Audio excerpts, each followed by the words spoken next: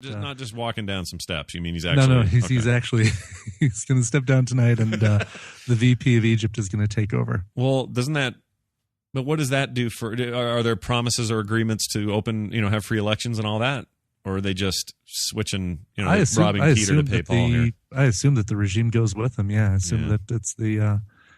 that all that... So it's kind of it's a Nixon handing stuff over to... What's his bucket? Kind of Johnson? No, what's his name? Who was it? Who was the president who took over Nixon's VP? Oh my gosh. Yeah, wasn't that Johnson? No, you're thinking of Kennedy and Johnson.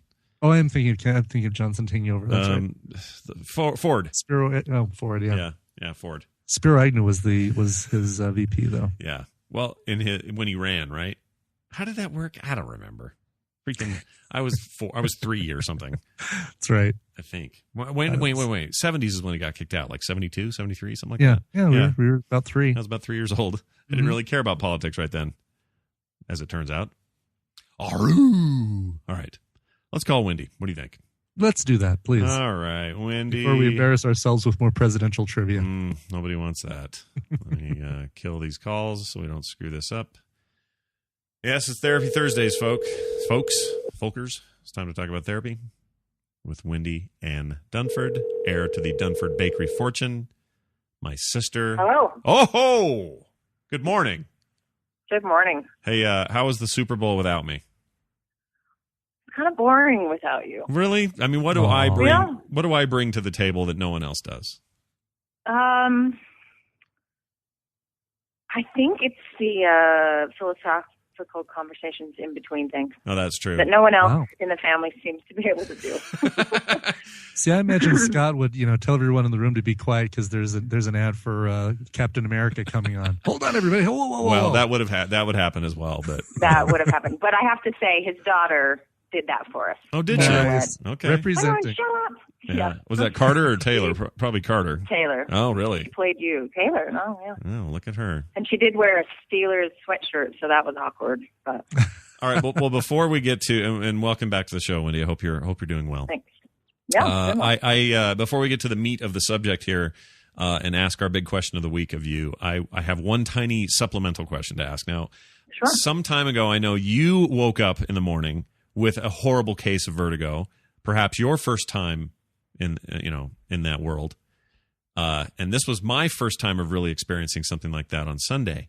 What did you do? Did you sit all day and stare at a spot on the wall to make sure you didn't move your head? Or what therapy did Wendy Ann Dunford use? Well, actually what I did, first of all, I got out of bed, fell flat on my face, and then barfed for the next hour.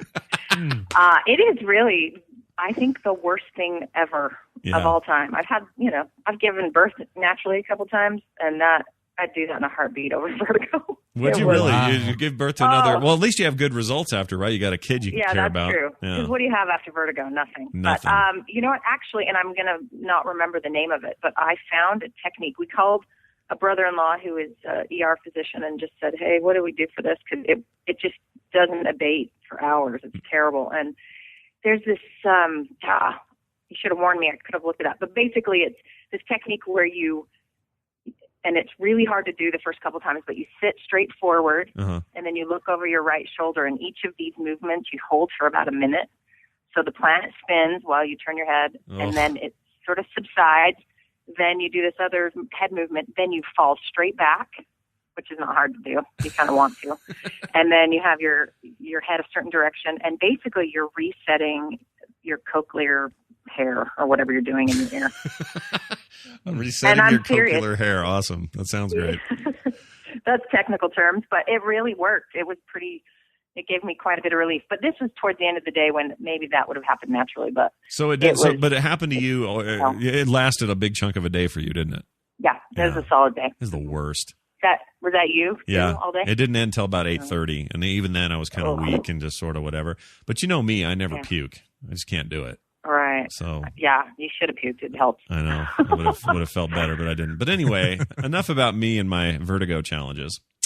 We have a call today, or not a call, but an email that we've been kind of dying to get to because it's a serious issue. It's one that affects a lot of people, I think. And this person is extremely brave for sending us this email. I'm going to read it real quick. And then I can't wait to get your response. So here it is. This comes from an anonymous concerned parent. So we're not going to use names here. It says, hi, our 15-year-old son has been suicidal for about 9 months now. He's seeing both a therapist and a psychiatrist and is on medication. When we finally think he is doing better, we get a call from his school that he's told friends that he has set a date to kill himself. This seems to happen over and over. Is he doing this to gain sympathy from girls, or is he sincere? He won't tell us anything about how he feels. We're over $5,000 in debt from this, and as well as treatments covered by insurance. Right now he seems happy and stable, but that causes me to cringe in preparation for yet another phone call from the school. I realize, of course, that you can't save the world in one short segment, but maybe you can provide another perspective. Thanks, an anonymous concerned parent. So what do you tell somebody like this? What road do we send him down? Okay. Well, him or her. Yeah. First of all, that is such a hard situation, and I'm sad that anyone has to, especially as parents, just that feeling of helplessness, and how difficult that is, because your average 15-year-old doesn't want to tell you anything anyway. Yeah. So you've got this major scare, and they're not talking to you, so that's tough. But first of all, let me point out that they are doing all the right things. They have him seeing a therapist, they have him on medication and working with a psychiatrist. All of those things are your baseline assaults. Like, you've got to have that in place before you can really do anything else. So if someone out there is listening and thinking, well, I'll do what Wendy says first, not a good idea. You need to go make sure they're in contact with a professional on a regular basis if they're threatening suicide at all, because they will help you make that decision, because this is a huge decision. Is this child just seeking out attention? Is this really, you've got to take it seriously. And so I get this a lot. I'll have clients come in, I start asking questions, and I kind of boil it down, and I get to, they think about suicide. They think about life would be better without me. My family would be better off if I weren't here, et cetera, et cetera. And at that point, the assumption I make is you're serious. Yeah. And then we have to do a number of different things to make sure that they're going to be safe. And sometimes I had to send them straight to a hospital. So you have a professional helping you make those decisions. So that's crucial, and they're doing the right thing there. But then, having done all of that, they're still in this situation where he keeps, things seem to be fine, and then he tells people at school that he's going to kill himself. So I think the next thing that they could do that would be probably important is they've got those professionals in place. They're still trying to talk to him and do those, just be a family and do that kind of thing.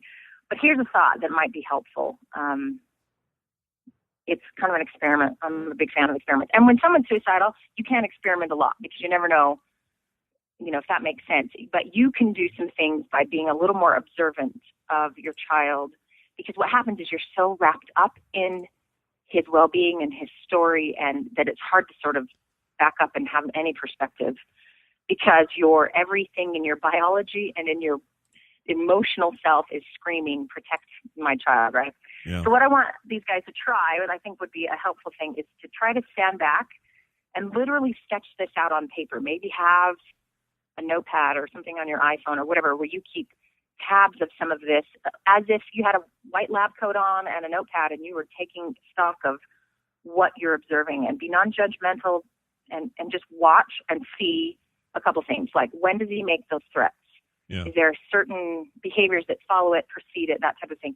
Who is he talking to? Are they cute girls at school? Are they, they tend to be, is it his best friend who he only confides in?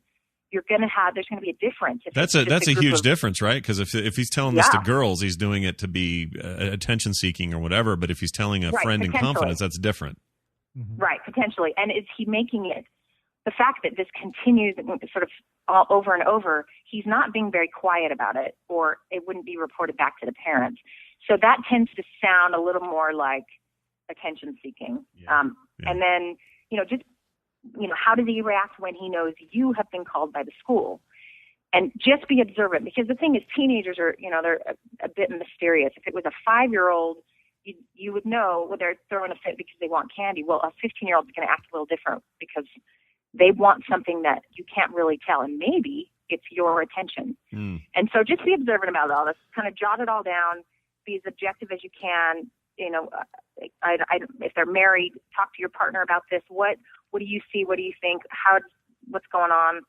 And then see if there's any patterns. And I know there'll be some insights and surprises when you do this. And they can share they can share this stuff with the health professionals that they're already working with. But it seems to me the biggest benefit in doing this isn't so much that they can just simply detect patterns or figure out where the kid's really at or all of that. That's all good and beneficial. But this seems very therapeutic for them, because this has got to be so hard on a parent, and for them to be able to separate themselves just a little bit and be clinical about it. Seems like that would bring some solace. Well, and part of it is there's such a lack of control. When anyone uses the word suicide, instantly you are. I mean, and I can't even tell. I haven't even count how many people have been suicidal in my presence, and I have that initial panic, like, oh my gosh, and I want to like grab them and take them and protect them, and I'm not their mother.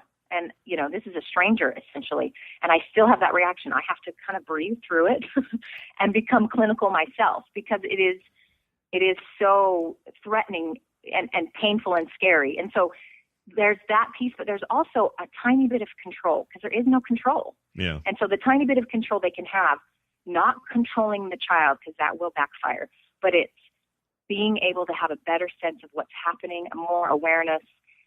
And then, like you said, you take that to the professional, and they do the hard work, and you stay and do the parenting and the loving. They do the hard work of, hey, are you doing this for attention? You know, and hopefully, if your professional is worth their money, they will be careful with that information, obviously, and use it for the best interest of the child.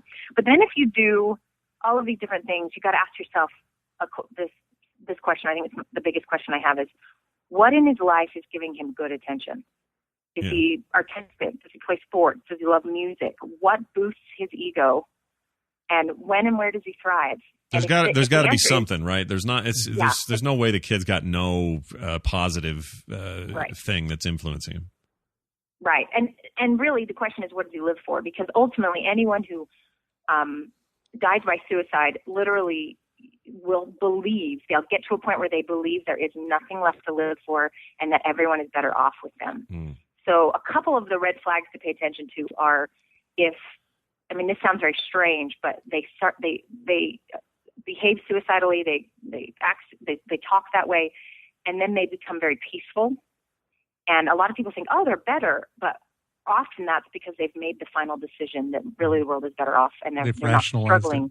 Yeah. Exactly. And that's a scary point. So you need to be careful of that, especially if they're giving away very prized possessions. That's another red flag. But also note that there are people who never do that, but that still die by suicide. So, your awareness and paying attention is going to be really important. But also, if the answer to what does he live for, if you know that, then that can be where you start to channel his energy, your energy, not overbearing, of course, because 15-year-olds can see through that, but finding ways to promote what it is that they love and live for, and really be a support there. That is something you can do. You can be creative. So I have a quick story. I met a 20-year-old last year who probably the most suicidal girl I've ever met in my life. I mean, not attempting all the time, but planning every minute of the day, hating everything about her life, and really very bright, just had a lot theoretically going for her, but just couldn't see any of that. Anyway, as we worked together, she made some great strides and found, which was interesting, skateboarding. This is a girl who probably had never picked up a skateboard before. She found skateboarding, and now she competes around the country. Oh, wow. It's like her untapped talent was found in this crisis, and it's given her a sense of self and something to live for, and she's done really, really well. So it's not going to maybe be on your radar. So be creative. Maybe it's you send your kid to India for 2 weeks to feed poor people, and they snap out of the, oh my life's so terrible. I don't know. You have to figure out what it is that's really going to click, and only parents have that intuitive gift with their kids. But if you can't have any space between you and their issue, then it's hard to really get to that creative part. Yeah. Does that make sense? Yeah, no, totally. It totally does. I have a feeling that we've brought up some stuff that they have probably not considered. especially this idea of maybe trying to find what really gets that kid going, and forget and just for a moment forget about the things that are all holding him up. And the fact that they're getting help is good and all of that. So I hope, dear anonymous listener, this has given you some way of dealing with this. I know we have listeners who are young who may be dealing with similar things themselves. On the kids side, I know we have parents who listen to the show who may be dealing with that other stuff. So hopefully this has been helpful to both groups as equally as possible. Wendy, of course, is a licensed therapist. She does all kinds of great therapy for lots of real people in real life. And having you on is a treat for us. So thanks for popping in again, Wendy. You're welcome. You're welcome. Tell Abe you still need to go fishing. I guess we have to wait until spring. Okay, that's probably good. She has a little kid named Abraham, and he's the cutest kid on the planet. Oh, yeah. Gotta take him ice fishing. Aww. Ice fishing, yeah. I don't know how to do that, about but 10 minutes. For both They'll of us. never want to go fishing again. Yeah, I think for both of us. All right, you guys. It's been Therapy Thursday. It's been Wendy. Wendy, thanks. We'll see you next week. Thanks, Wendy. You're welcome. Bye. All right. All right. I'll cut her off for bye-byes. So there you go. Wendy Johnson knocking it out of the park. Yes, absolutely. Some good points there and stuff that definitely should help people. I hope it was helpful to people. And there's a couple of trolls in the chat room going, "This is boring. I don't want to hear about that." Well, sorry, dude. Life has its complexities, and it's good once in a while to get thinking about stuff that matters. So F you. All right. And Wendy's awesome. I love talking to my sister. It's good to have a good relationship with your siblings. There's another lesson to be learned today. Enjoy your siblings while you have them, because who knows when I will die of a heart attack. Next week, perhaps. Oh, my goodness. No, that's not going to happen. All right, let's do celebrity poop. Let's go right from the